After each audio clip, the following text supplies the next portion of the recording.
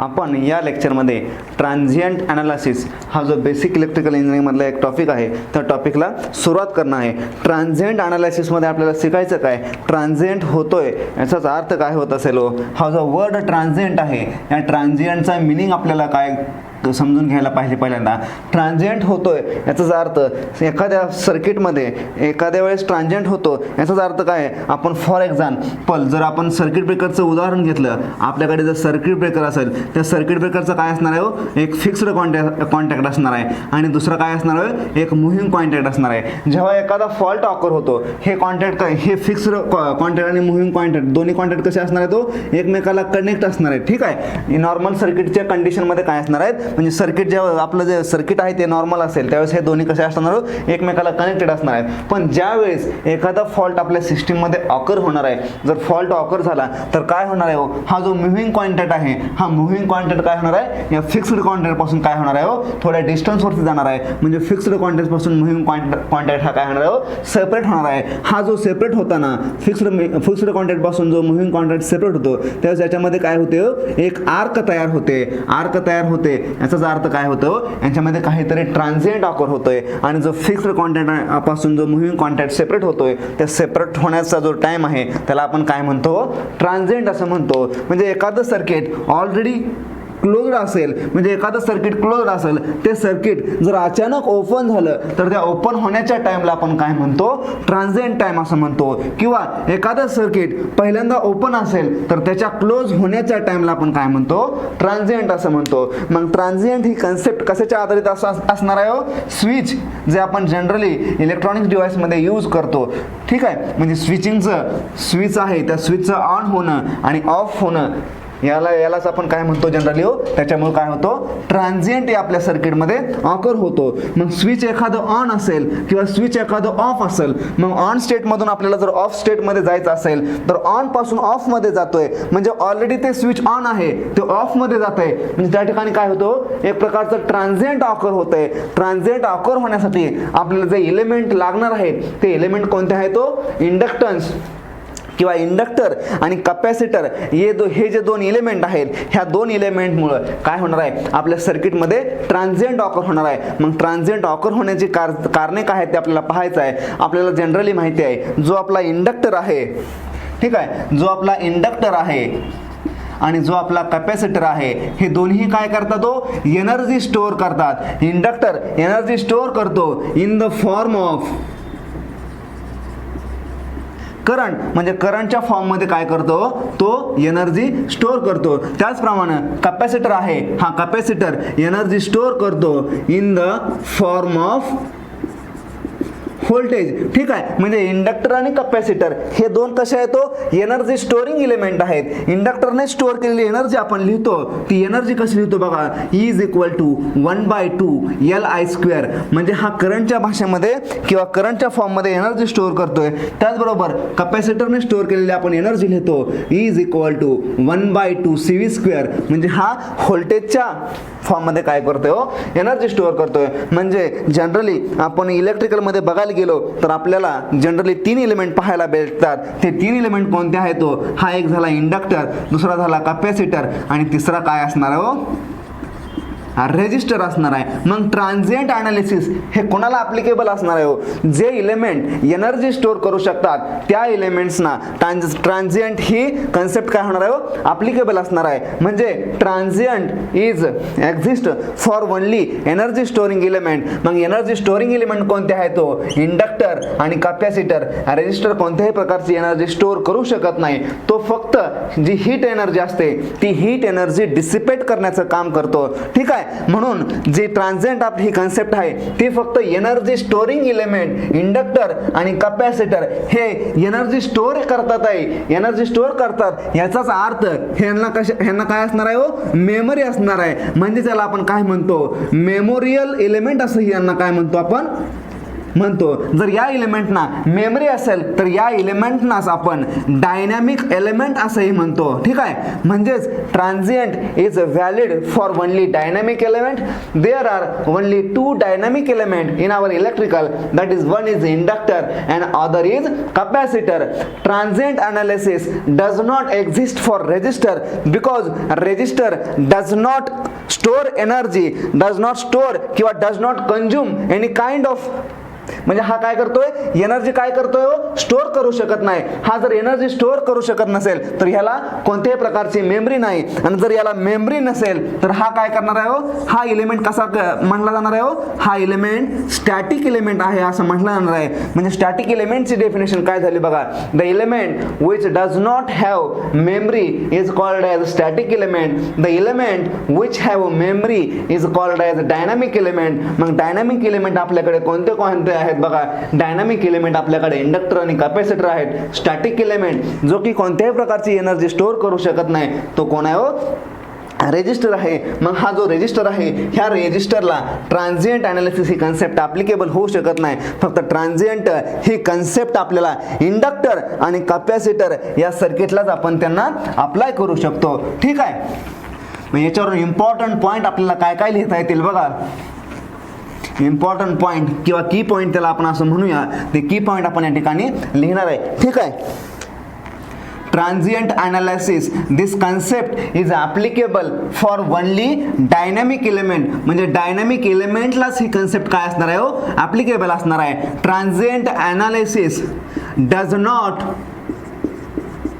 Exist for static element. म्हणजे जे static element आहे त्या स्टॅटिक एलिमेंटला ही ट्रान्झिएंट अनालिसिस एक्झिस्ट होणार नाही. मग स्टॅटिक एलिमेंट कोणता आहे, रेजिस्टर जर सर्किटमध्ये असेल की फक्त रेजिस्टर असेल तर त्या रेजिस्टर या एलिमेंटला ट्रान्झिएंट ही कन्सेप्ट ॲप्लिकेबल नाही. जर सर्किटमध्ये एल सी हे कॉम्बिनेशन असेल किंवा याच्याबरोबर एखादा रेजिस्टर असेल तर त्या एलिमेंटना काय होणार आहे, ट्रान्झिएंट अनालिसिस ही कन्सेप्ट ॲप्लिकेबल होणार आहे. डायनॅमिक एलिमेंट आहे याचाच अर्थ हा काय करणार आहे, स्टोअर करणार आहे. स्टोअर काय करणार आहे, एनर्जी स्टोअर करणार आहे. एनर्जी स्टोअर करण्यासाठी याला काहीतरी मेमरी लागणार आहे. म्हणून या एलिमेंटना काय म्हणतो आपण, मेमोरियल एलिमेंट असंही म्हणतो. ठीक आहे, मग हे झालं आपलं जे डायनॅमिक एलिमेंट आहेत आणि स्टॅटिक एलिमेंट आहेत याच्याबद्दल थोडंसं डिस्कशन या ठिकाणी आपण केलेलं आहे. ठीक आहे, याच्यानंतर आपल्याला पाहायचं आहे जे स्टँडर्ड डिस्चार्जिंग इक्वेशन आहे ते स्टँडर्ड डिस्चार्जिंग इक्वेशन काय असू शकेल ते आपल्याला या ठिकाणी पाहायचं आहे. आपण म्हणतो की एखादं सर्किट चार्ज होतंय, एखादं सर्किट डिस्चार्ज होतंय. चार्जिंग होणे आणि डिस्चार्जिंग होणे याचा ॲक्च्युअलमध्ये मिनिंग काय आहे ते आपल्याला या ठिकाणी काय करायचं आहे, पाहायचं आहे. ठीक आहे, या ठिकाणी मी काय लिहितोय बघा, स्टँडर्ड डिस्चार्जिंग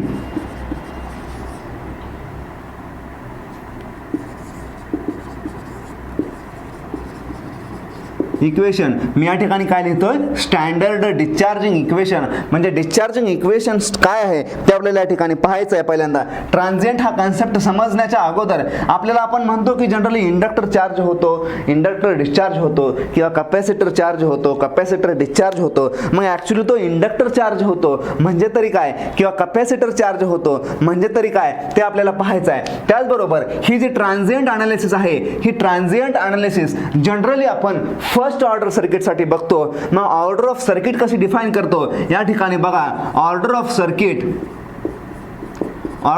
आपण कसं करतो, ज्या सर्किटमध्ये एनर्जी स्टोरिंग एलिमेंट असतात किंवा ज्या सर्किटमध्ये डायनॅमिक एलिमेंट असतात त्या सर्किटना आपण काय म्हणतो, त्या सर्किटची ऑर्डर आपण काय करतो, डिफाइन करतो. मग एखाद्या सर्किटमध्ये जर आर असेल, सी असेल म्हणजे हा काय झाला हो, एक एनर्जी स्टोरिंग एलिमेंट झाला. जर एनर्जी स्टोरिंग एलिमेंट असेल त्या सर्किटमध्ये आणि तो एक असेल तर त्याला आपण काय म्हणतो, फर्स्ट ऑर्डर सर्किट असं म्हणतो. ठीक आहे, या सर्किटमध्ये जर आर एल सी असेल म्हणजे दोन एनर्जी स्टोरिंग एलिमेंट असतात तर त्या सर्किटला आपण काय म्हणतो, सेकंड ऑर्डर सर्किट असं म्हणतो. ठीक आहे, या सर्किटमध्ये आर एल असेल तर या सर्किटला आपण काय म्हणतो अगेन फर्स्ट ऑर्डर सर्किट असं म्हणतो की ज्यामध्ये इंडक्टर हा काय हो एनर्जी स्टोरिंग एलिमेंट आहे. म्हणजे ऑर्डर ऑफ सर्किट आपण कशावरून डिफाइन करतो एनर्जी स्टोरिंग एलिमेंट वरून डिफाइन करतो. मग एक एनर्जी स्टोरिंग एलिमेंट असेल तर फर्स्ट ऑर्डर सर्किट झाला, दोन एनर्जी स्टोरिंग एलिमेंट असतील तर सेकंड ऑर्डर सर्किट झाला. ठीक आहे. मग आपल्याकडे जे सर्किट असतात नॉर्मली ते RC आणि RL हे जे जनरली आपण एक्झाम मध्ये आपल्याला कॉम्पिटिटिव्ह एक्झाम मध्ये विचारले जातात त्याला आपण काय म्हणतो फर्स्ट ऑर्डर सर्किट असं म्हणतो.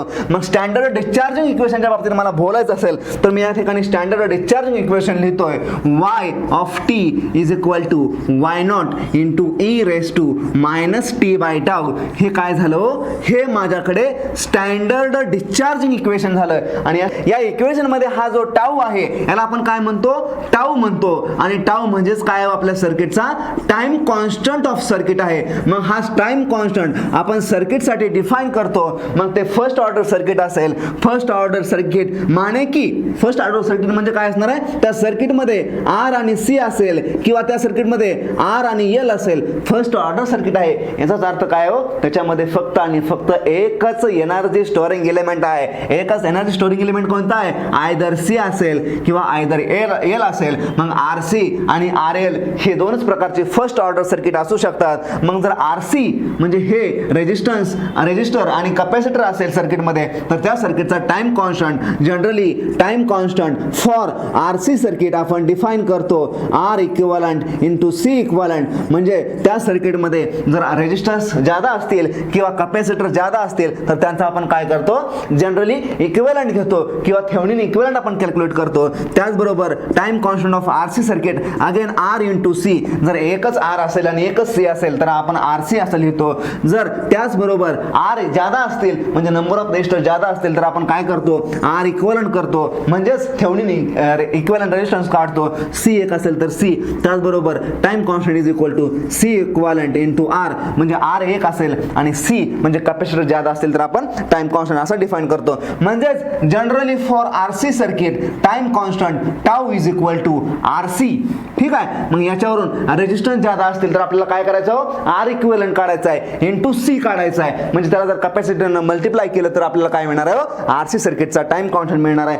Similarly time constant for RL circuit जर ते सर्किट हे रेजिस्टर आणि इंडक्टरचं कॉम्बिनेशन असेल time constant for RL circuit काय असणार आहे बघा is equal to L divided by R. म्हणजे जर इंडक्टर असेल त्याला डिवायडेड बाय रेजिस्टन्स केलं तर त्या सर्किटचा टाइम कॉन्स्टंट मिळणार आहे. Similarly L equivalent divided by R म्हणजे नंबर ऑफ इंडक्टर ज्यादा असतील तर आपण त्याला काय करतो थेवेनिन इक्विव्हॅलंट घेतो किंवा इंडक्टरचा इक्विव्हॅलंट सर्किट घेतो. त्याचबरोबर L divided by R equivalent. त्याचबरोबर L equivalent divided by R equivalent. म्हणजे एवढ्या प्रकारे आपण काय करतो RL सर्किटचा टाइम कॉन्स्टंट आपण काय करतो डिफाइन करतो. हे झालं टाइम कॉन्स्टंटच्या बाबतीमध्ये. म्हणजे हे जे चार्जिंग इक्वेशन घेतले हे चार्जिंग इक्वेशन कसं घेतलंय बघा y of t is equal to y0 into e raise to minus t by tau. याच्यातला जो टाइम कॉन्स्टंट आहे तो टाइम कॉन्स्टंट आपण जनरली कॅल्क्युलेट कसा करतो ते सांगितलं.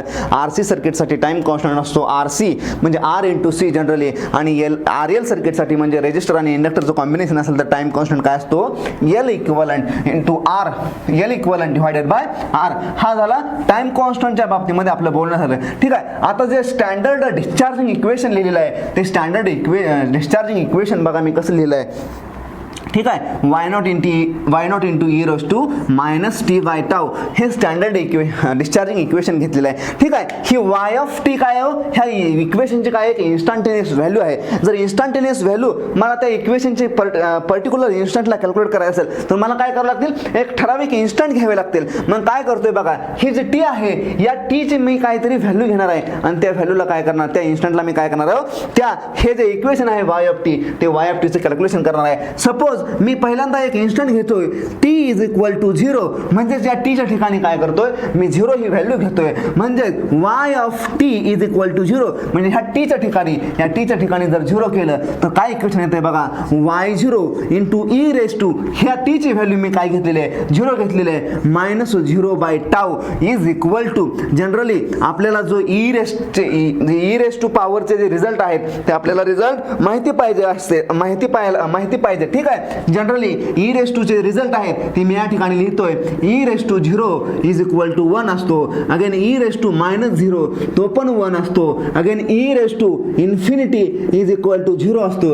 Again E raise to -infinity again 0 असतो. ई रेस टू -1 किती असतो 0.368 असतो. ई रेस टू +1 किती असतो 2.718. एवढ्या अमाऊंटचे एवढे जनरल रिझल्ट आपल्याला काय असायला पाहिजे तो माहिती असायला पाहिजेत. म्हणजे ई रेस टूच्या ज्या पॉवर आहेत ह्या पॉवर आपल्याला एवढ्या पॉवर ऑलवेज आपल्या मनामध्ये असल्या पाहिजेत. ई रेस टू 0 ची व्हॅल्यू ऑलवेज 1 असते.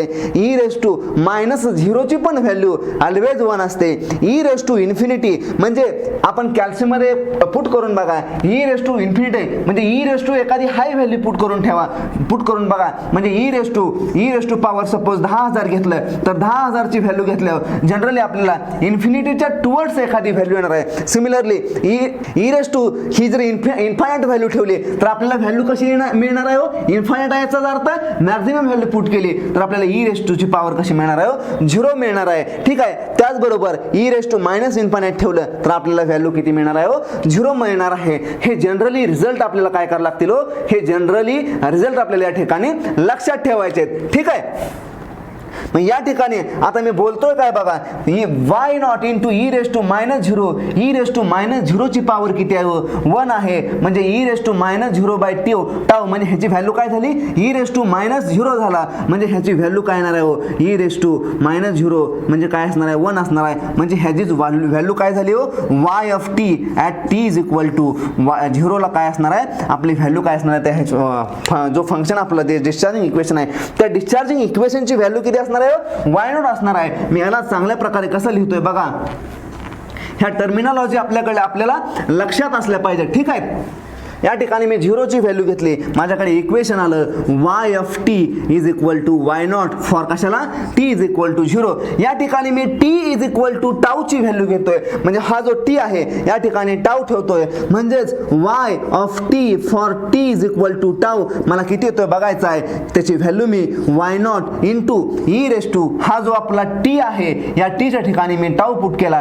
टीच्या ठिकाणी जर टाऊ पुट केला तर टाऊ आणि टाऊ काय झाले एकमेकाला कॅन्सल झाले. रिझल्ट काय राहिला ई रेस टू -1 हा रिझल्ट राहिला. या ठिकाणी मी डायरेक्ट लिहितोय ई रेस टू -1. आपण पाहिलं की ज्या व्हॅल्यू मध्ये ई रेस टू -1 ची व्हॅल्यू आपण कॅल्क्युलेट केली होती ती व्हॅल्यू किती आली होती हो 0.638 इंटू वाय नॉट एवढ्या अमाऊंटची व्हॅल्यू मला ई रेस टू -1 ला भेटणार आहे. म्हणजे ज्यावेळेस मी t is equal to tau ठेवतोय त्याचबरोबर मी t is equal to twice of tau ठेवलं. म्हणजे या ठिकाणी हा जो टी आहे या टीच्या ठिकाणी जर मी ट्वाइस टाऊ ठेवलं हा twice tau divided by tau राहिला काय टाऊ राहिला काय 2 राहिला 2 इंटू हे -2 झाला. ई रेस टू -2 ची पॉवर किती असते ते ई रेस टू -2 ची पॉवर आपल्याला या ठिकाणी डिफाइन करायची आहे. म्हणजेच T is equal to twice tau Y of T is equal to twice of tau. ज्यावेळेस मी टीच्या ठिकाणी ट्वाइस टाऊ ठेवतोय त्यावेळेस व्हॅल्यू काय येते बघा why not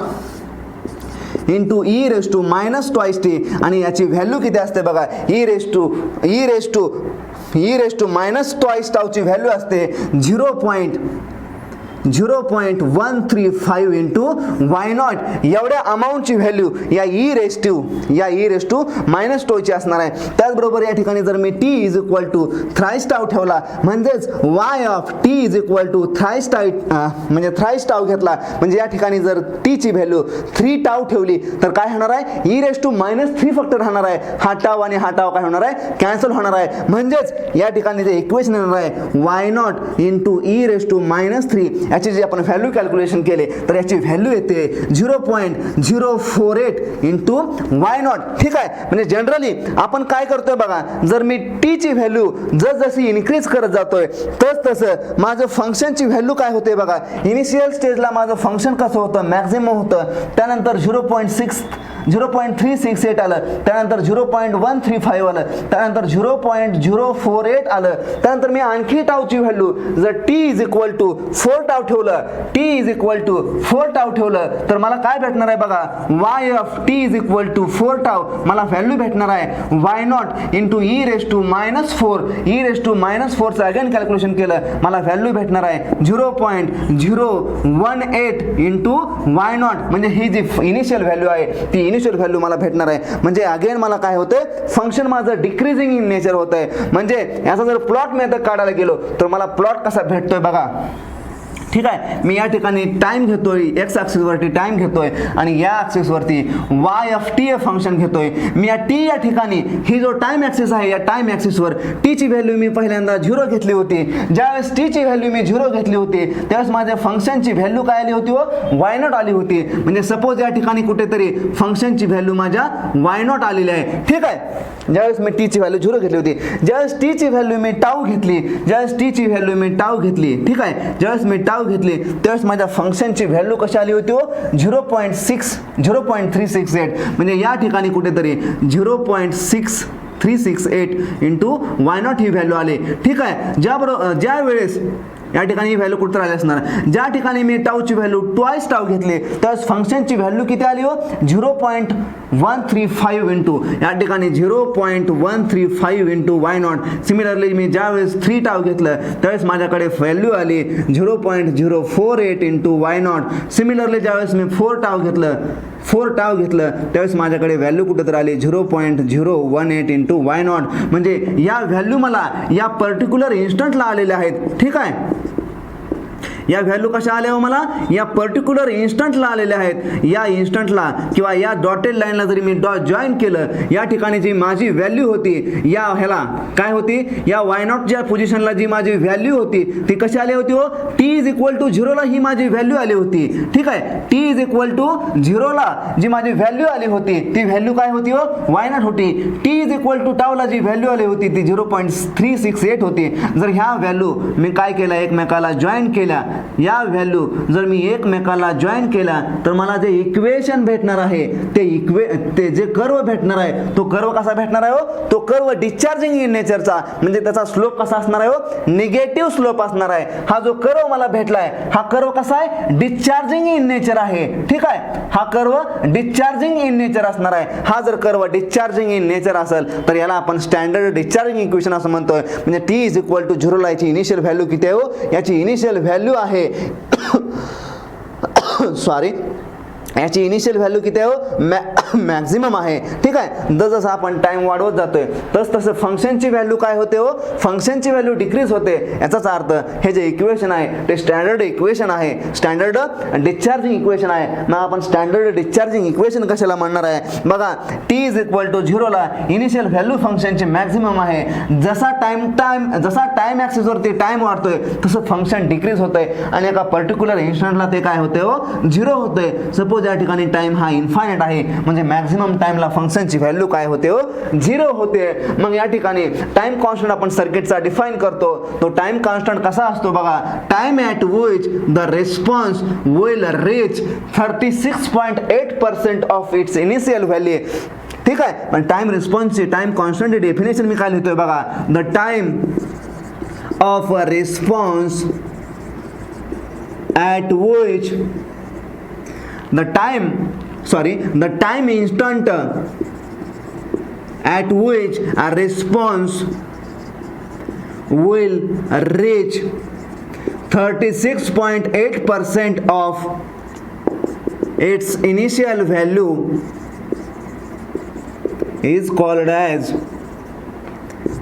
time constant for standard discharging equation. म्हणजे स्टँडर्ड डिस्चार्जिंग इक्वेशनसाठी जे टाइम कॉन्स्टंटची डेफिनेशन आपण जनरली देतो ती डेफिनेशन कशी असते बघा, the time instant at which the response will reach 36.8% of its initial value. म्हणजे या इन्स्टंटला जो टाइम कॉन्स्टंट असेल किंवा जो टाइमची व्हॅल्यू असेल त्याला आपण काय म्हणतो, time constant for standard standard discharging equation. मग ह्या इक्वेशनची जी आपण इनिशियल व्हॅल्यू कन्सिडर करतो ती इनिशियल व्हॅल्यू काय हो, इनिशियल व्हॅल्यू माने की value at T is equal to 0. Initial value किती आहे, टी इज इक्वल टू 0 ला वाय नॉट आहे. म्हणजे टाइम कॉन्स्टंट कसा डिफाईन करतो, 36.8% ऑफ इट्स इनिशियल व्हॅल्यू. मग इनिशियल व्हॅल्यूला आपण जर टाइम कॉन्स्टंट कॅल्क्युलेट केला तर 0.368 इंटू वाय नॉट म्हणजेच 36.8% ऑफ वाय नॉटला जो रिस्पॉन्सची व्हॅल्यू असेल त्या रिस्पॉन्सच्या व्हॅल्यूला जो टाइम असेल त्या टाइमला आपण काय म्हणतो, time constant for standard discharging equation. मग हे झालं स्टँडर्ड डिस्चार्जिंगच्या इक्वेशन बाबत.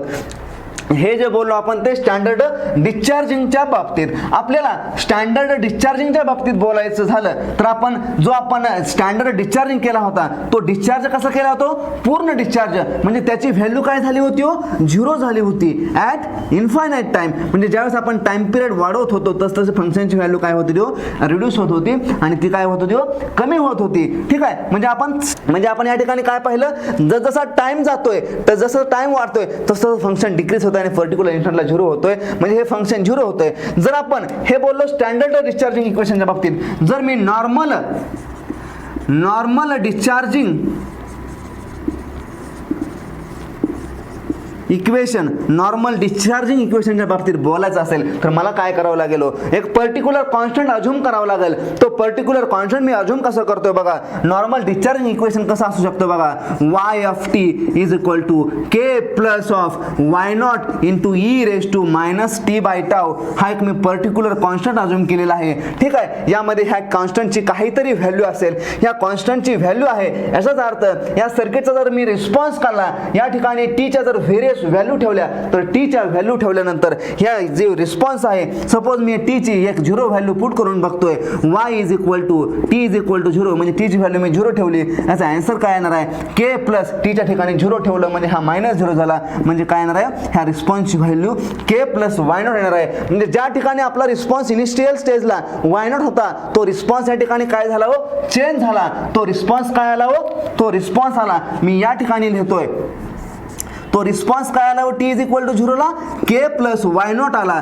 ठीक आहे, के प्लस वाय नॉट आला. ठीक आहे. जर मी याच फंक्शनची value t is equal to इन्फायनाईटला ठेवतोय, म्हणजे ह्या टीची व्हॅल्यू जर मी इन्फायनाईट पुट केली तर मला काय भेटतंय बघा, टीच्या ठिकाणी जर इन्फायनाईट पुट केलं तर k plus of y naught into E raise to minus infinite. E raise to minus infinite is always equal to 0. म्हणजे हा फंक्शन काय झाला, 0 झाला. म्हणजे y of T at T is equal to infinite काय असणार आहे बघा, फक्त के राहणार आहे. ही टर्म ऑटोमॅटिक 0 झाली. म्हणजे जर Y of T at T is equal to infinite, म्हणजे ही जर व्हॅल्यू सपोज या ठिकाणी जर इन्फायनाईट असेल, T is equal to infinite असेल तर या ठिकाणी जी व्हॅल्यू मिळणार आहे रिस्पॉन्सची ती कशी असणार आहे, के राहणार आहे. म्हणजे एक पर्टिक्युलर कॉन्स्टंट राहणार आहे. ज्या वेळेस आपलं जे स्टँडर्ड इक्वेशन होतं, ह्या स्टँडर्ड इक्वेशनमध्ये जर मी या ठिकाणी या टीच्या ठिकाणी जर इन्फायनाईट ही व्हॅल्यू ठेवली तर या फंक्शनची व्हॅल्यू काय होती, E raise to minus infinite is equal to 0 into Y naught. हे फंक्शन कसं होत होतं, 0 होत होतं. मग वाय ऑफ टी 0 होत होतं. कुठं, टी इज इक्वल टू इन्फायनाईटला. टी इज इक्वल टू इन्फायनाईटला वाय ऑफ टी काय होत होतं, 0 होत होतं. पण त्याच ठिकाणी जे नॉर्मल डिस्चार्जिंग इक्वेशन घेतलेलं आहे त्या डिस्चार्जिंग इक्वेशनमध्ये काय करतोय मी, एक कॉन्स्टंट अज्युम करतोय के ची व्हॅल्यू. मग ती के ची व्हॅल्यू काय राहणार आहे, या ठिकाणी के ची व्हॅल्यू या ठिकाणी मिळणार आहे T is equal to infinite. म्हणजे हे जे सर्किटचं बिहेवियर आहे किंवा हे जे डिस्चार्जिंग इक्वेशन आहे, हे डिस्चार्जिंग इक्वेशन याला आपण नॉर्मल डिस्चार्जिंग इक्वेशन म्हणतो, जे की 0 होत नाहीये, टोटली 0 होणार नाहीये किंवा हा जो कर्व आहे तो 0ला टच करणार नाही. याचं काहीतरी कॉन्स्टंट अमाऊंट राहणार आहे आणि ते अमाऊंट काय असणार आहे, के हे अमाऊंट असणार आहे. मग स्टँडर्ड डिस्चार्जिंगच्या बाबतीमध्ये आपल्याला लक्षात ठेवायच्या गोष्टी कुठल्या आहेत, discharging equation, standard discharging equation काय असू शकतं, y naught is equal y naught into E raise to minus t by tau where tau is time constant. Similarly normal discharging equation काय असते, k plus y naught into E raise to minus t by tau. Similarly जर normal discharging equation असेल तर एक constant असतो, constant value असते. या ठिकाणी ही व्हॅल्यू सपोज 1 असेल, 2 असेल, 3 असेल, 4 असेल, पण 0 नसेल. ठीक आहे. म्हणजे काहीतरी व्हॅल्यू आहे, म्हणजे हे जे फंक्शन आहे नॉर्मल डिस्चार्जिंग इक्वेशन ते झिरोला अप्रोच करणार नाही. At T is equal to इन्फायनाईटला त्याची काहीतरी व्हॅल्यू असणार आहे. जशी स्टँडर्ड डिस्चार्जिंग इक्वेशनमध्ये at T is equal to झिरोला जी व्हॅल्यू आली होती ती व्हॅल्यू किती आली होती, झिरो आली होती. एवढं झालं स्टँडर्ड डिस्चार्जिंगच्या बाबतीमध्ये. आपण आता स्टँडर्ड चार्जिंग इक्वेशनच्या बाबतीमध्ये आपण या ठिकाणी बोलणार आहोत. आपण स्टँडर्ड डिस्चार्जिंग इक्वेशन कसं असतं ते पाहिलं. आता आपण या पार्टमध्ये काय पाहणार आहोत, standard charging equation. Standard charging equation कशा प्रकारे असू शकतं ते आपल्याला या पार्टमध्ये पाहायचं आहे. आपण स्टँडर्ड डिस्चार्जिंग इक्वेशन पाहत असताना जो आपण वेवफॉर्म पाहिली ती कशी होती हो, discharging equation, discharging in form होती, म्हणजे त्याचा स्लोप कसा होतो, निगेटिव्ह होता. आता आपण चार्जिंग बद्दल बोलतोय म्हणजे वेवफॉर्म कसे असणार आहे हो, चार्जिंग असणार आहे. म्हणजे कसे होणार आहे हो, इन्क्रीजिंग वेव शेपमध्ये आपली काय असणार आहे हो, वेवफॉर्म असणार आहे. मी स्टँडर्ड चार्जिंग इक्वेशनचा फॉर्म्युला लिहितोय, y of t is equal to y naught into 1 minus e raised to minus t by tau. Again this tau is represent time constant. For RC circuit time constant is given by R equivalent into C equivalent. For RL circuit time constant is given as L equivalent divided by R equivalent. ठीक आहे, हे जे equation लिहिलेलं आहे हे equation कोणाचं आहे, standard discharging equation, standard charging equation आहे. ठीक आहे, स्टँडर्ड चार्जिंग इक्वेशन आहे. अगेन मी या ठिकाणी काय करतोय, पर्टिक्युलर इन्स्टंटला याच्या व्हॅल्यू कॅल्क्युलेशन करतोय. ठीक आहे, मी या ठिकाणी t is equal to 0 put करतोय. ज्यावेळेस मी t is equal to 0 put करतोय, y of t is equal to म्हणजेच y of t at t is equal to 0 मला ही जी व्हॅल्यू भेटणार आहे ती कशी भेटणार आहे, y naught into 1 raise to e raise to minus टीच्या ठिकाणी 0 पुट करतोय डिवायडेड बाय टाव. ही टर्म काय झाली, 0 झाली. e रेस टू 0 काय असतो, 1 असतो. 1 झाला म्हणजेच काय भेटलं, y naught into 1 minus e raise to minus 0. ही टर्म काय झाली, पूर्ण 0 झाली. e raise to minus 0, e raise to minus 0 1 झाला. e रेस टू मायनस 0 जर 1 असेल तर 1 मायनस 1 ही टर्म 0 झाली. ही टर्म जर 0 झाली तर y नॉट इंटू 0 काय झाला, 0 झाला. म्हणजे y नॉट काय आला हो, y at t is equal to 0 काय आला, ही व्हॅल्यू 0 आली. म्हणजेच आपल्याला फंक्शनची value at t is equal to 0 काय आली हो, फंक्शनची value at t is equal to 0 मला 0 भेटलेली आहे. हे इम्पॉर्टंट कन्क्लुजन या ठिकाणी भेटलेलं आहे. y of t at t is equal to 0 मला काय भेटलं, 0 भेटलेलं आहे. हे इम्पॉर्टंट कन्क्लुजन या ठिकाणी आपल्याला भेटलेलं आहे. त्याचबरोबर मी t ची value at t is equal to टावला पुट करतोय, म्हणजे t च्या ठिकाणी टाव पुट करतोय. t च्या ठिकाणी जर टाव पुट करत असेल y of t is equal to मला काय भेटणार आहे बघा, y naught into 1 minus e raise to minus tau by tau. Sorry, हा टाव आणि हा टाव एकमेकाला कॅन्सल झालं, राहिलं काय, e रेस टू फक्त -1 राहिला. e रेस टू -1 ची व्हॅल्यू आहे 0.368. ह्या व्हॅल्यू आपल्याला लक्षातच ठेवाव्या लागतील. e raise to -1 is equal to 0.368. ही जर व्हॅल्यू आपण या ठिकाणी पुट केली is equal to y naught into 1 minus e raise to -1 ची व्हॅल्यू आहे 0.638. हे जर आपण कॅल्क्युलेशन परफॉर्म केलं तर आपल्याला व्हॅल्यू काय मिळणार आहे, 1 मायनस 0.368 म्हणजे आपल्याला व्हॅल्यू मिळणार आहे 0.632 इंटू y नॉट. एवढ्या अमाऊंटची व्हॅल्यू आपल्याला या ठिकाणी मिळणार आहे. म्हणजे y ऑफ t आपल्याला भेटला, पण तो कुठे भेटला, at t is equal to tau या कंडिशनला तो y ऑफ t भेटला. सिमिलरली आपण t च्या ठिकाणी जर ट्वाइस टाव ठेवला, म्हणजे हा जो t आहे या t च्या ठिकाणी जर ट्वाइस टाव ठेवला तर मला फंक्शनची व्हॅल्यू काय मिळणार आहे बघा, ट्वाइस टाव डिवायडेड बाय टाव, राहिला टाव इंटू -2 टाव -2 झाला. म्हणजे या ठिकाणी फंक्शनची व्हॅल्यू काय झाली बघा, y naught into 1 minus e raise to minus tau e raise to -2 ची व्हॅल्यू आहे 0.135 अप्रॉक्सिमेटली. एवढ्या अमाऊंटची व्हॅल्यू आहे. e raise to -3 is equal to 0.048 approximate. e raise to -4 is equal to 0.018 approximate value आहे. त्याचबरोबर e रेस टू -1 0.368. त्याचबरोबर e raise to +1 is equal to 2.718. या value आपल्याला लक्षात ठेवाव्या लागणार आहे. ठीक आहे, Y naught into 1 minus e raise to minus टाऊची जर या ठिकाणी व्हॅल्यू पुट केली y naught into 1 minus of 0.135 approximately, ठीक आहे. हे जर आपण कॅल्क्युलेशन केलं तर कॅल्क्युलेशन परफॉर्म केलं आपल्याला वाय ऑफ टी काय भेटणार आहे बघा. या ठिकाणी लिहितोय y of T at T is equal to twice tau. मला जी व्हॅल्यू भेटते ती व्हॅल्यू भेटते 0.865 इंटू वाय नॉट एवढ्या अमाऊंटची व्हॅल्यू या ठिकाणी भेटते. त्याचबरोबर मी टीची जी व्हॅल्यू आहे ती जर 3 टाव ठेवली म्हणजे या ठिकाणी काय येणार आहे ई रेस टू -3 येणार आहे. ई रेस टू -3 आला असेल तर फंक्शनची व्हॅल्यू काय येणार आहे 0.048 येणार आहे. म्हणजे 1 - 0.048 येणार आहे. वाय ऑफ टी काय भेटणार आहे अगेन वाय ऑफ टी मला भेटणार आहे 1 - 0.048 म्हणजे अप्रॉक्सिमेटली 0.952 इंटू वाय नॉट. हे कुठे भेटणार आहे मला at T is equal to 3 टावला ही मला व्हॅल्यू भेटणार आहे. म्हणजे काय होतंय बघा जसं मी टीची व्हॅल्यू वाढवत जातोय टीची व्हॅल्यू 0 घेतली मला फंक्शनची व्हॅल्यू 0 आली. ज्यावेळेस टीची व्हॅल्यू टाव घेतली म्हणजे टीची व्हॅल्यू 1 घेतली त्यावेळेस फंक्शनची व्हॅल्यू मला काय आली 0.63 आली 632 आले. ज्यावेळेस मी टावची व्हॅल्यू ट्वाईस टाव घेतली त्यावेळेस फंक्शनची व्हॅल्यू कशी आली 0.865 व्हॅल्यू मी 3 टाव घेतली म्हणजे फंक्शनची व्हॅल्यू कशी आली 0.952 आली. म्हणजे फंक्शनची व्हॅल्यू काय होते हो फंक्शनची व्हॅल्यू जसा टाइम इन्स्टंट वाढतोय तशी काय हो वाढायला लागले. जर मी याचा ग्राफ कॅल्क्युलेशन करायला बोललो तर ग्राफ कसा येऊ शकतो बघा. याचा ग्राफ कसा येणार आहे बघा. या ठिकाणी मी वाय ऑफ टी घेतोय या ठिकाणी मी टाइम इन्स्टंट घेतोय at T is equal to 0 मला जी फंक्शनची व्हॅल्यू भेटली होती at T is equal to 0 फंक्शनची व्हॅल्यू मला भेटली होती ती 0 भेटली होती. या ठिकाणी 0 at T is equal to टावला जी फंक्शनची व्हॅल्यू भेटली होती ती व्हॅल्यू कशी भेटली होती हो 0.632 या ठिकाणी जी व्हॅल्यू भेटली होती ती व्हॅल्यू कशी असेल हो 0.632 या ठिकाणी ही मला एक व्हॅल्यू भेटली होती. ठीक आहे. At T is equal to twice tau या ठिकाणी जी व्हॅल्यू भेटली होती at T is equal to twice tau या ठिकाणी आपण कॅल्क्युलेशन परफॉर्म केलं तर इज इक्वल टू 0.865 या ठिकाणी जी व्हॅल्यू भेटली होती 0.865 इंटू ह्याला काय हो वाय नॉट आहे. हे वाय नॉट व्हॅल्यू आपल्याला या ठिकाणी काय केली होती भेटली होती. ठीक आहे.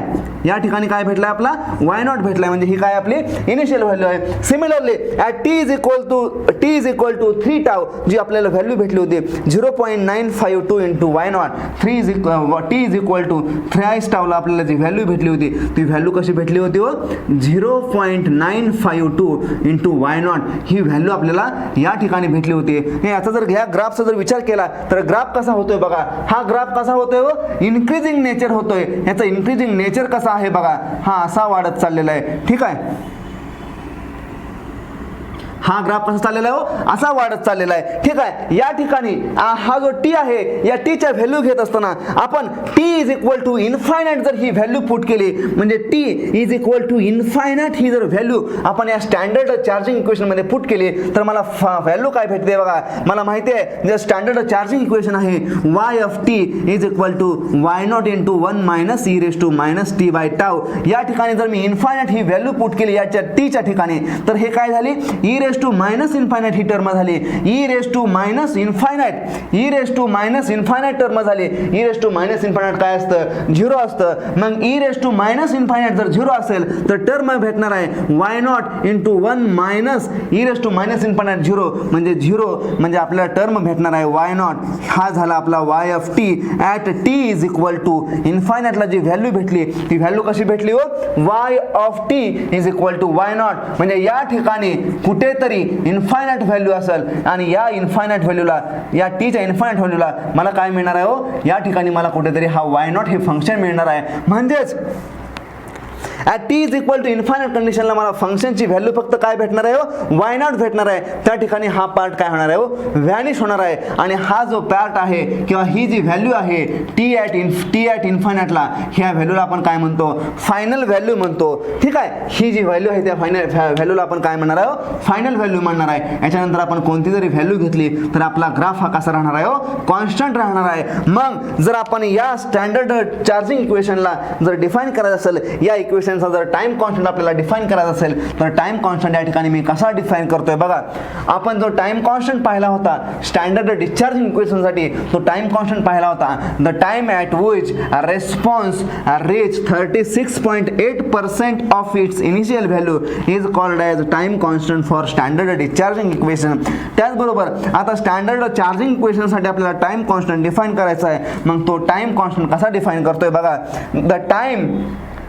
the time at which response reach 63.2% of its final value काय आहे फंक्शनची y0 आहे. मग ह्या y0 च्या जेव्हा रिस्पॉन्स 63.2% रीच करेल त्या टाइमला आपण काय म्हणणार आहे, टाइम कॉन्स्टंट असं म्हणणार आहे. या ठिकाणी मी डेफिनेशन लिहितोय.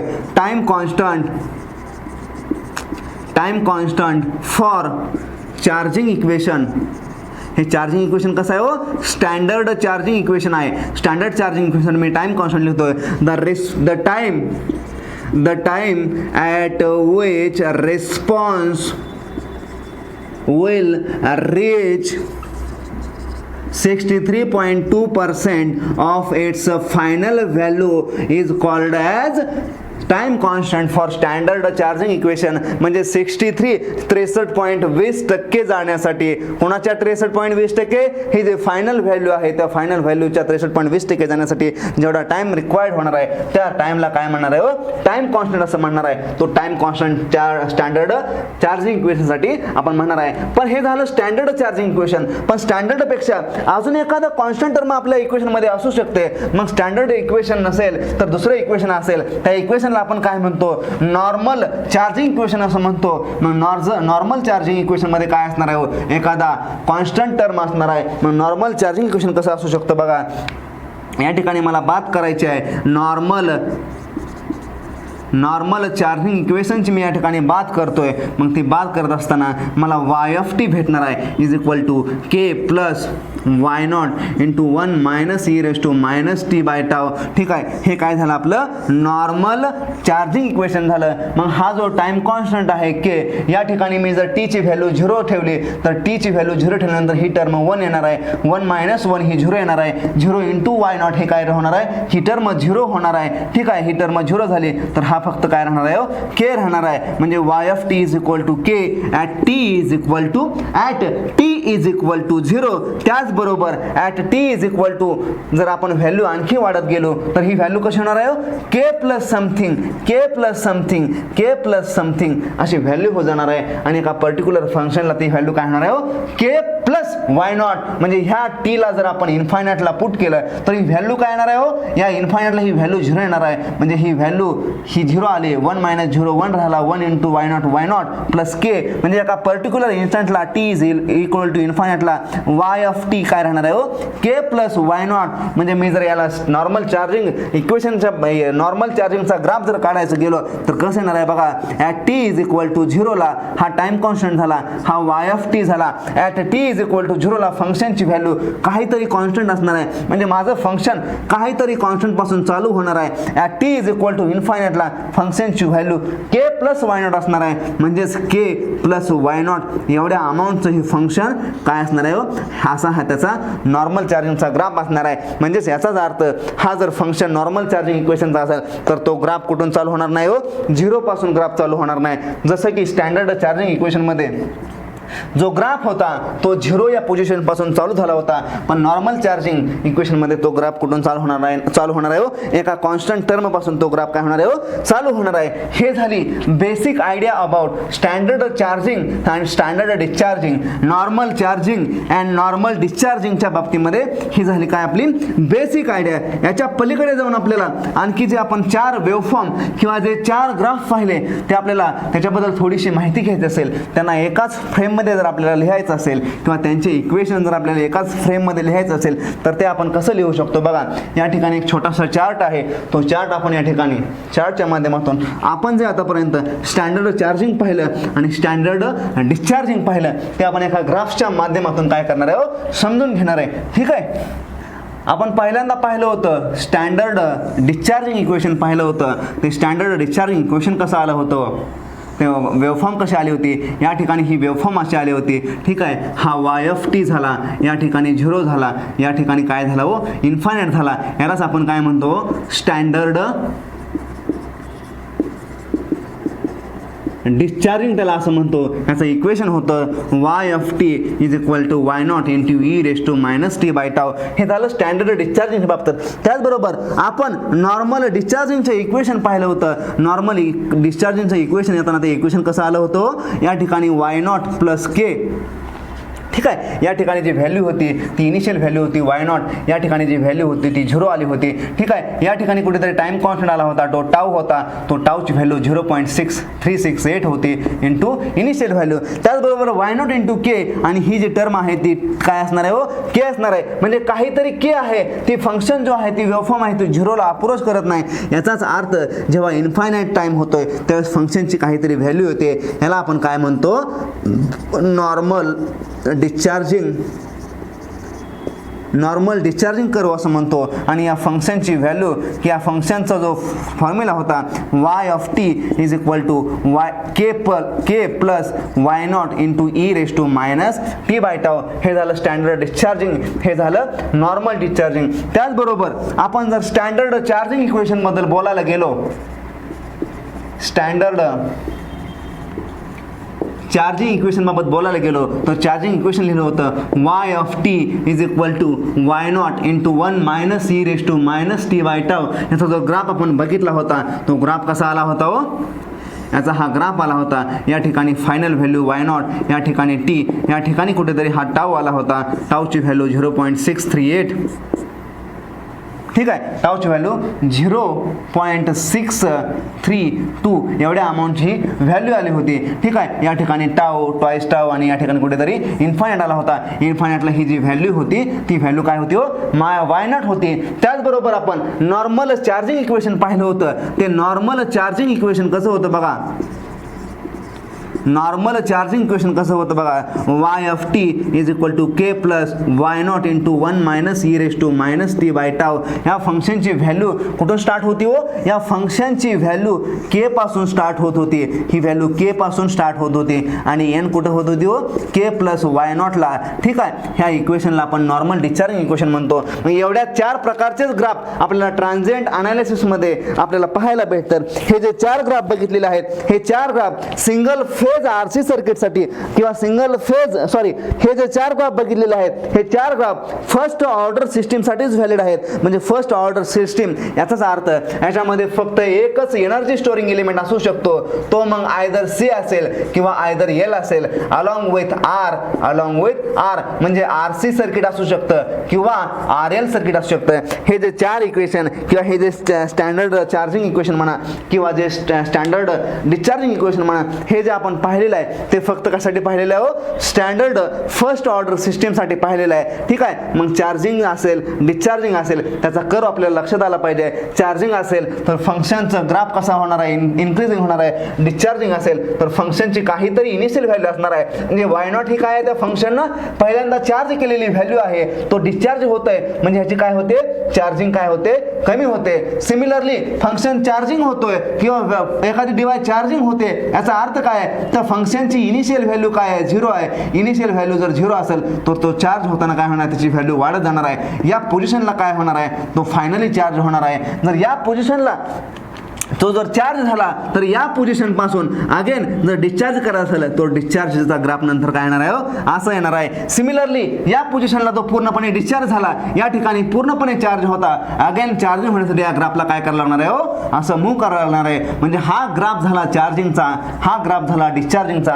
मग याच्याबद्दल जर आणखी आपल्या डिटेलमध्ये बोलायचं असेल तर मला पुढे जावं लागेल आणि पुढे जाऊन जे स्टँडर्ड डिस्चार्जिंग आणि स्टँडर्ड चार्जिंगसाठी जे आपण इंडक्टर आणि कॅपॅसिटर घेतो, ज्या की डायनॅमिक एलिमेंट आहेत, ज्यामध्ये आपण एनर्जी स्टोअर करू शकतो, त्या एलिमेंट बद्दल मला बोलायचं आहे. मग त्या एलिमेंट बद्दल मी कशा प्रकारे बोलू शकतो ते आपल्याला या ठिकाणी आता नेक्स्ट लेक्चर मध्ये पाहायचं आहे.